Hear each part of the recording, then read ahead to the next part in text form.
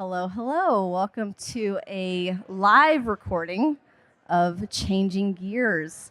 This is a new podcast on Worn and Wound where we talk about things outside of watches, gear, everyday carry, cycling, traveling, packing. Pretty much it's a place where we talk about anything we want to talk about. Thank you for being here with me today. I have a very special guest, Mr. Zach Piña. How are you? Oh my goodness, thank you for having me. When you said live, and when all the promo material said live, I was picturing sort of a stage in the corner, in the shadows, and not chairs. Like we in a did room last full of year. people. Yeah, maybe it was a little bit closer to last year. But so this is live, so probably no swearing on this podcast, huh? Maybe. Yeah, who knows? Try to keep it buttoned up. We'll see where it goes. Live, very live. Thank you so much for having me. This is a real treat. Yeah, and for those that don't know Zach is an incredible photographer. He's an avid cyclist. He is co-founder of, or the owner of Pip Media. Some of you may know him from his A Blog to Watch days, and bird photographer too. Gotta throw that in there. It's really funny, the bird thing. I've always loved shooting nature and spending time in nature, cycling and hiking and running and all that kind of stuff.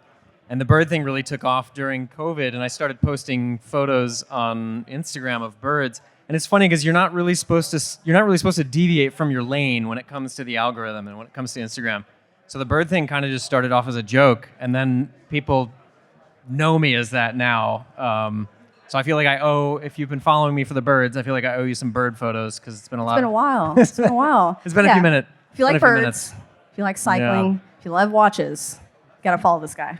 Thank you. Well, I feel like we both operate in a space of trying to take cool photos of watches in cool spaces, and I love your work as well. It's been super inspirational, and it's been amazing to see your rise as well in the space. Thank you. I wouldn't be here without you. I'm here for it. Yeah, I have to give you a lot of credit. You were one of the few photographers I reached out to early on, and always helpful, always willing to give me tips and tricks and all that kind of stuff. So. And here we are, and we're talking kit today. We're talking kit. We're talking gear and all the things that go along with that. So. A few weeks back, we were both at Watches and Wonders in Geneva, and I think it was like a week before, a couple days before we were leaving, I'm packing up all my stuff, and I've got all these bags, and I'm like, I have so much stuff. And so I texted you, and I was like, hey, what are you taking? And you're like, I'm one-bagging it. And first of all, I was very jealous, and I was like, how are you one-bagging it? Because this is a trip cross country. We're filming, we're shooting a lot of stuff. First of all, I could not one bag it. And I regretted it incredibly at the show because I'm carrying this bag and I've got a backpack on. It was just too much. So one thing I wanted to talk to you today is essential carry, because I think as photographers, and especially me, I pack for emergencies. So I have too much stuff most of the time.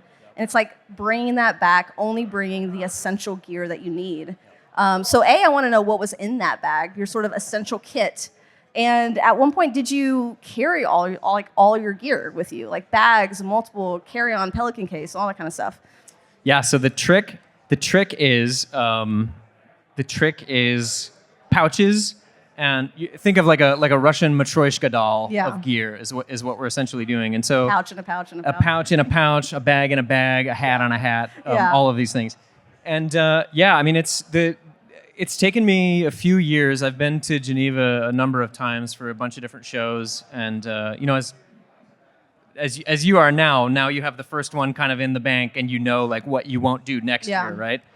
So every year I've been kind of paring the kit down and trying to figure out what works and what doesn't work, what I didn't end up using, what I didn't end up wearing. Yeah. And this is my 4th or 5th year going to these shows, you're and so pro at this level point, at it now. I kind of know. I also know that I only need 2 lenses. Yeah. In most cases, I only need 1 lens. I know that I don't need this lighting stuff. I know that I don't need this, that, and the other. I did have a bit of a panic because you were talking about redundancies. And our mutual friend Jason Heaton's always talking about 2 is 1 and 1 is none, and that is 100% true, especially when it comes to photography as well. Yeah. And I was missing a cord that I didn't have, a very kind of critical cord to be able to. I have this little Rode microphone set up, and we were recording a podcast in the field, and this particular setup, in order to connect it to your phone, requires a very specific type of cable. Did not have it. You can't buy it regularly. I was able to find it at this So this is another little tip. Near the Geneva train station, there's like a tech store that you can order something online and they deliver it to the store within 24 hours. It was sick. So I was able to get this super weirdo esoteric cable within 12 hours. Yeah. Saved the day, recorded the pod. It was all good. But yeah, the trick is having. So I travel with a roller suitcase, and so it's one bag technically, and like a crossbody, which has my passport and all that stuff. Yeah. And then once I get to the location, I unpack. So within the suitcase is several other pouches and a packable backpack. Okay. So I have a packable triple aught design backpack. I have a number of different triple aught design pouches, and then I have the Peak design field pouch, or excuse me, the sling, which you saw. Yeah. And that becomes my camera case. Is that like a 10 liter or? It was the old smaller one. I think it was 8 liters, Okay. and I have since bought the newer one. It has a slightly different shape, so it doesn't hold the lenses the same way.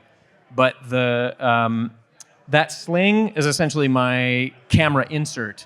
So in your bag. In my bag, yeah. So Okay. in previous years, I would take the sling, and then I would take several camera inserts with different lenses and flashes and all the stuff that I would need. And I found that like I was leaving the inserts in the hotel room, and so I was like, I'll just use the pouch as the insert. Excuse me, the sling as the insert. Okay. And then that becomes so. I love it. Everything kind of pulls double duty, and it nestles into the suitcase. And then I kind of planned what I was wearing at the show a little bit better this time. Yeah. So I didn't have stuff that I was leaving behind. And luckily the weather was decent in Geneva this particular time, so I didn't pack a lot of like heavy sweaters. Yeah. I didn't get that notice. I packed too many sweaters. It snowed in Geneva in 2022, and that made for kind of a crappier packing experience. It's such a struggle, though. I think, like, especially when you're into gear as much as we are, I have a lot of stuff. Like, I have a closet full of gear and bags, and I want to use them so that I'm like, I want to bring everything with me. But really, when you do, like, you regret it. I was walking around the show, and the first day I had a backpack, I had a big tote bag, broke it down, essentials the second day, just the backpack. But even that was like, it was a lot. It's a lot. You got to use the coat check at the show for sure. So I always coat check. But it's, again, in the same way that you're layering everything in your bag, you're layering everything on your person as well. And so, I have a couple super lightweight Arc'teryx Valence blazers and shell jackets that kind of double duty as like a semi-casual. So I was wearing those. Yeah. I always travel with a packable down vest, which I wear on the plane. So again, the kit is as small as you could possibly imagine. Yeah. And I'm always sitting there in the hotel, and I'm like, one of these years, I'm just gonna send it and check a bag and do all the things. Yeah. But like the homie Zach Weiss lost his luggage, right, Zach? He's nodding. Only one bag, he says. Yeah. Which I heard from you. He said, Zach lost his bag. What do I do? Several people lost their bag. There's a fair amount of kind of hopping around, and the way that I like to put my itinerary together is I don't fly direct into Geneva. I usually fly through London or Frankfurt on one itinerary, and then I'll build a second itinerary because I hate myself. But it's usually a little bit cheaper. I can usually get the flights that I want, and but in doing so, I have to be as mobile as absolutely possible. Now, here's a question. So obviously, international travel, you're trying to pack as light as possible. When you're local, when you're shooting here in San Francisco, are you carrying the essential kit, or are I'm you the worst. Built out? No, when it's local, I'm the worst. I literally have a Nanook rolling case that I just put every single lens, everything, and I throw that in the back of my car, and then I drive that to location because it is kind of nice to. Generally, and then I have a couple different backpacks and a couple different camera inserts depending on what we're shooting, and if I have to travel to a location on the trailhead with lights, for example. So I have a couple different bags that those lights and the modifiers can kind of fit into. And but I usually get to the trailhead or get to wherever we're going with everything, and then I kind of stage the kit in the back of my car. We were shooting a project in Tahoe this year, and of course Tahoe got absolutely just demolished with snow, and so with record snowfall, it was really tough to kind of get around, and so I added a new backpack to my closet, which what was that? I I like watches, but I think what people don't know is I like backpacks a lot too, and backpacks are a lot harder to store than watches. Yeah. But I got the Atlas Athlete Pack, and so Atlas makes essentially backcountry backpacks that are crazy comfortable. They're sized specifically to your body, and but they all have built-in camera inserts. Oh, And nice. so what you get is a backpack that is in a harness and everything that's fitted for your body type. It makes Yeah. it a lot more easier to hike or to ski or That's to awesome. kind of get around. Yeah. So you get a 7200 in there. You get 2 camera bodies. You get a couple different extra lenses. Then you can pack in a down jacket. Your watches or whatever product you're shooting. Yeah. A couple modifiers. A decent amount of storage, and I was able to ski several days with that. And we Yeah. did some kind of backcountry snowshoeing to get to some of the locations that we were getting to. And being able to have a backpack that you're not kind of fighting while you're out there, especially when you're post-holing. And it was 5.5. We were in 3 feet of fresh on top I saw of the photos. Yeah. 6, 7, 8. Insane. It was Insane. nuts, absolutely nuts. But yeah, it feels good. I was really happy to have that, and then I used that same pack again in Hawaii when we were hiking up some pretty steep ridge lines that definitely Yeah. required you to have your stuff pretty secure. Yeah, I mean, one thing I've learned, over the last few years is like it's great to have that dedicated camera bag, and we both have many of them.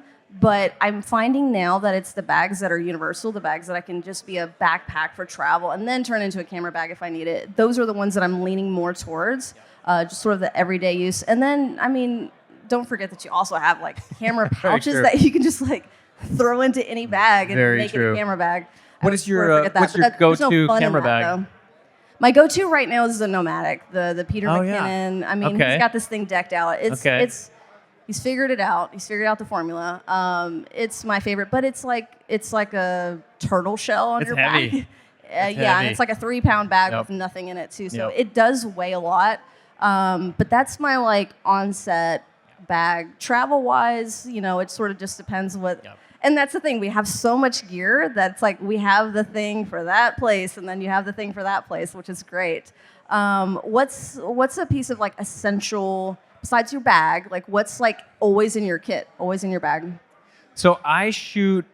This is kind of a cop-out response, but I shoot a lot of, and you do as well. I shoot a lot of kind of mid telephoto range stuff. Yeah. I don't shoot a lot of wide anymore, but I really like having something wide just in case. I kind of think of it like almost as my sidearm of sorts. When you're Yeah. shooting, like you're shooting with the long stuff all the time. It's nice to have something short range, something wide. So I have a Leica Q2. Yeah. And the Q2 goes with me. I mean, it takes up about the same amount of space as like a 50mm prime. Yeah. So it fits in the camera bag pretty easily. So it feels like that goes in every bag. Yeah, I love when it. I know I always have like the 70-200 or something kind of long in the bag, I always have the Q2 as well, just in case. And we've certainly used it for production shoots before, where you're shooting a pretty long setup and then you just swing the Q2 over. Everything's Yeah. already lit. You shoot it Got it really right wide there. as well. It's like having a little. I have little a sidearm. love-hate relationship with that camera. As do I. I love it. The 28mm though, it's such a wide lens, I know. and That's I've true. bought it and sold it a couple times now, and it's Yep. like watches, right? You just go back Yep. and forth all the time. It's an expensive back and Yep. forth, but We should put this on record. I feel like the Q2 needs to be a 40mm prime. 50 is a little Yeah. too tight. 28 is neither here nor there. I have an X100V. I've owned several was it X100s. 35? The X100? 5, yeah. Okay, 35, yeah. And I think it's 24. Okay. And that's also way too wide, and you can't really crop in. And it's my favorite camera to shoot, just the physical experience of Yeah. shooting with it. I can't sell it because it's such a delight to like pick up and hold. but Yeah. it's too wide for me. So if they would make a 40, It'd be perfect. that would be just kind anyone of like from Leica's out there. yeah. Anybody from Leica here, or Fujifilm? Yeah. Yeah. Any No, of you, let me I know. love that camera, and I mean, one thing I love about it is giving myself the challenge of shooting with, a focal length that I'm not used to. With me, I brought the 85mm, and that's another one that I'm like, I'm 35, 50, and then I'm like over 100. So 85, I'm just so uncomfortable with. Yep. But I brought it because I'm like, I'm gonna challenge myself to shoot with this focal length. What do you what do you think you have the most rounds through glass wise? 85. I mean, my favorite's like the nifty 50. That's 50. that's what my go-to. But yeah, that super low range, the 28, and then that 85 is just weird. It's a weird focal length. I find myself like moving back and forth a lot on It it. is. But It's funny. I just this year I was down in the Bahamas shooting a project for a brand that is at this show, but we can't say anything just yet. But but I've started shooting underwater, and I got a 14 millimeter 1.4, 1.2, 1.8. Maybe it's 1.8.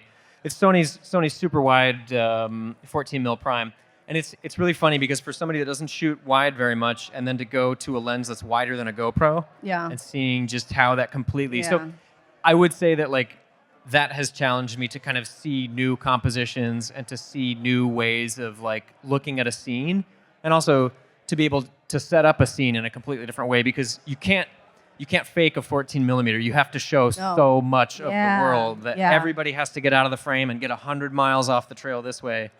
But it's really, really amazing. And well, speaking of photography, I kind of want to get into editing. And so, you know, I think starting out, a lot of people have a lot of challenge with finding their own style, finding what they like, finding how they want their photos to look. And I certainly dealt with a lot of that early on too. And I think both of us, if you like scroll on our Instagram pages and you're like, oof, like there's a lot going on. And then now it's like both of us have developed this sort of more natural style, and it almost doesn't look like there's a ton of editing going on. And, you know, how did you kind of lean into that versus just like the more color grading and heavy editing on it? Oh man, that's a good question. It's really hard because you want your stuff to look different, but you don't want it to look like you edited. Like you want it to look edited, but you don't want it to look like you edited it. And it's always been a really fine line, because oftentimes something that's been, you know, quote unquote over edited to a certain degree, looks dope. And in the moment it looks really cool. But I think to your point, as you kind of go back over your old stuff in the feed, it's maybe like, I don't really edit that way anymore.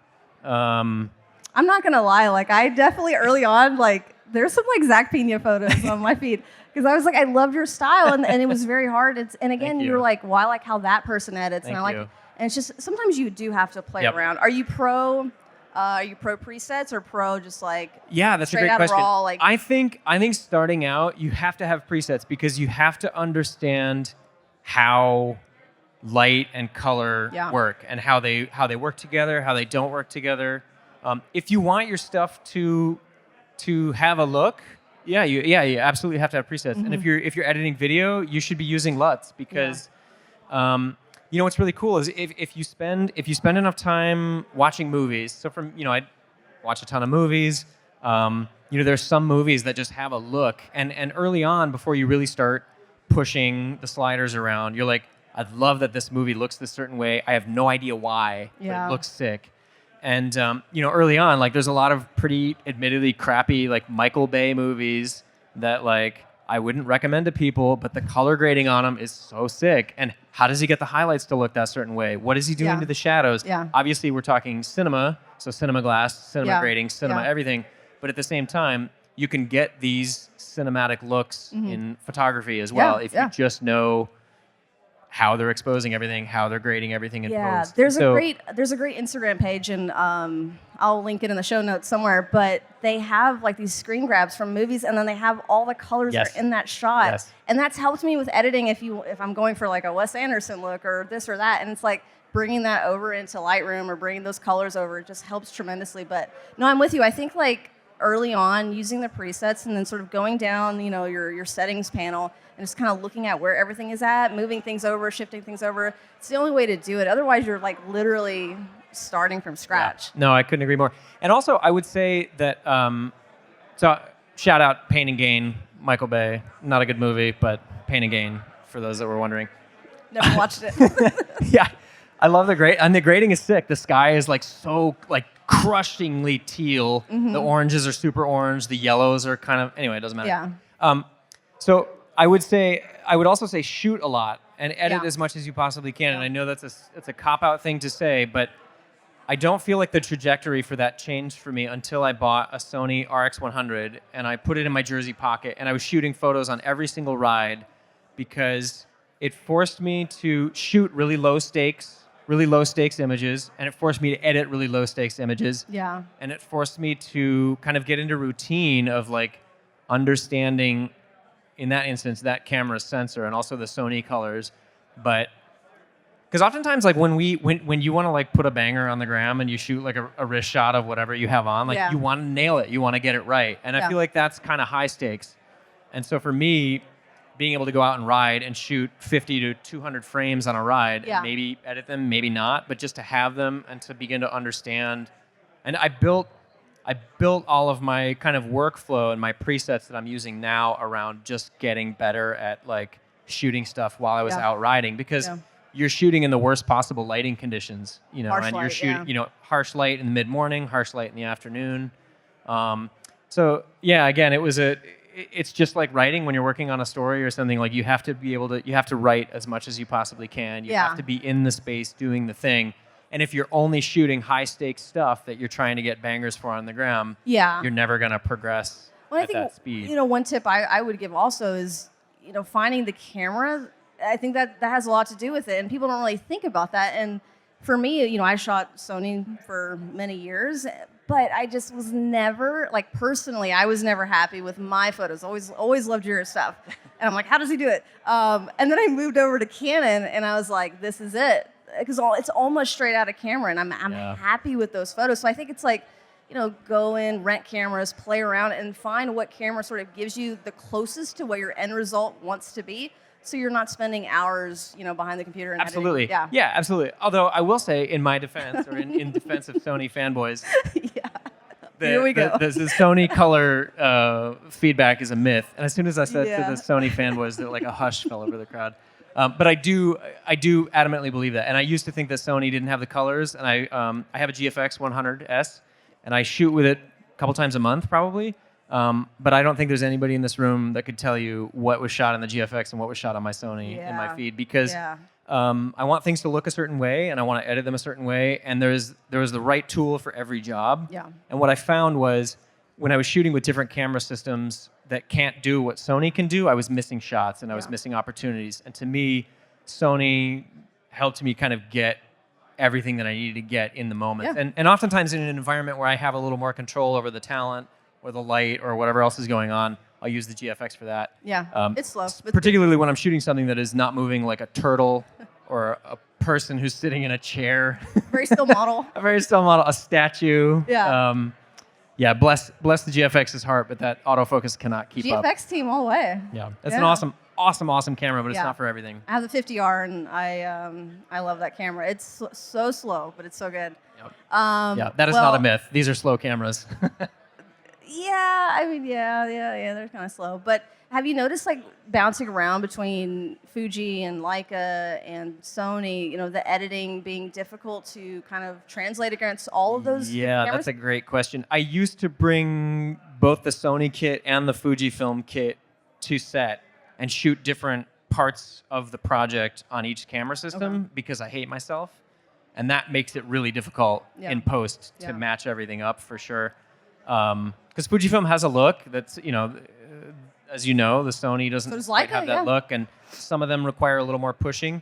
But again, I think I've developed kind of a workflow for each color profile and for each camera system and for the glass that accompanies them. And I think the Leica shots are the ones that definitely look like they were shot on a Leica, for sure. I can tell. Even though I pushed those pretty hard, but you can tell they were shot on a Leica because they're wider. They're generally wider focal lengths, and that's about it.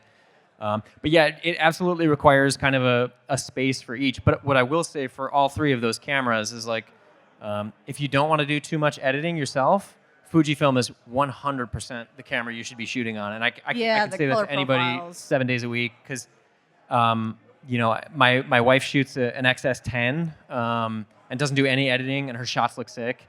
And I hate that because they're great. I'll sit there and edit a photo forever, but like you just classic chrome or like Astia, straight in camera JPEG. So they're awesome. There's no shame in shooting JPEG because some camelras just nail it. Yeah, so I wish I think could it's go awesome. back to shooting just JPEG. Those were simpler times. Yeah, really. Well, thanks for joining me today. Thanks for coming out to the Wind Up Show. Is there anything that you're looking forward to here at the show? Oh man, I kind of need to make the rounds. I feel like I've seen, you know, you probably shot it as well. We saw the Kermit. Kermit's been like the most talked about watch in many shows, but it's worth checking out. I made the rounds at the Citizen booth. It was really exciting. I actually worked on a project for a Citizen for this show, so it was exciting to see it live and in person. Awesome. In the booth, and Yeah, I mean, there's so much cool stuff. I mean, you There's guys, you guys always bring so much cool stuff to these shows. So I feel like I need to do a lap through the show. Yeah. Yeah. Yeah, and then we've got this great EDC alley here, which EDC I love. Alley is cool. All the Shout out gear, yeah. Triple Out Design, who have all Yeah. the pouches in my bag currently. So that's cool. Well, quick wrist check before we head off with the pod. Yeah, What you got? You first. You first. Oh, me first. Okay. I've got the two-tone Explorer, and now I'm blanking on the reference number. 124273. I think we should discourage the memorization guy of knows. reference numbers. Somebody over here knows the reference number, and he's like, I hate that you don't know the reference number. Yeah. Is it a 5 or a 6 digit? That's 6. It's 6. Yeah, That's 6. it's one of the newer ones. Yeah. That's all that matters. Somebody from the crowd is like, I'm dyslexic, so the numbers just all jumble in my head. 124273. There we go. perfect. That's perfect. Thank you, sir. And what do you got I on? don't know. Shout out to anybody that knows all the Grand Seiko reference numbers too. Oh, yeah. I don't know the reference number of the Grand Seiko on my Rob wrist. probably Rob does. probably does. Yeah. Yeah. I'm not wearing a Grand Seiko. I'm wearing the LaVenture, the Marine 2 today. I felt like this is gold dial.